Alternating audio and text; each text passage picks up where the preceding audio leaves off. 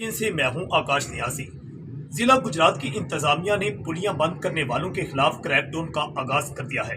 इस सिलसिले में थाना सदर गुजरात पुलिस ने रेवेन्यू के अफीसर खालिद महमूद की मदयत में जमालपुर सेदा के रहायशी 41 अफराद के खिलाफ मुकदमा दर्ज किया है, जिसमें पुलिस मुकाबला की दफा भी लगाई गई है। खालिद महमूद रेवेन्यू के अफीसर, उनकी मदयत में दर्ज किए गए FIR के मुताबिक उनका कहना है कि AC गुजरात के हमरा मैं अपनी टीम के हमरा हमारी रेवेन्यू की टीम जमालपुर सेदा पहुंची।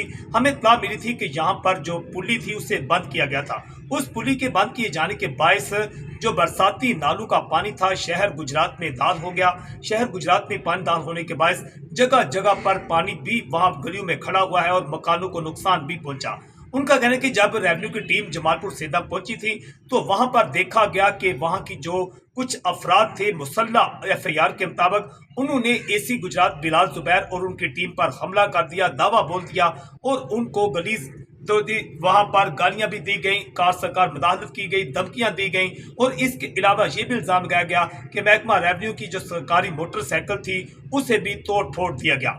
जिसके बाद ये मुकदमा दर्ज कर लिया गया है और डिप्टी कमिश्नर गुजरात के हुक्म के बाद मुख्तलिफ छापामार टीमें इस वक्त जो है जमालपुर सेदा पहुंच चुकी हैं। बताया गया है कि एक शख्स को मुल्ज़म नामजद किया गया है जिसका नाम सरफराज शाह बताया गया है, जबकि 40 अफराद जो है नामलूम रखे गए हैं। HDN से मैं हूं आकाश नियाज़।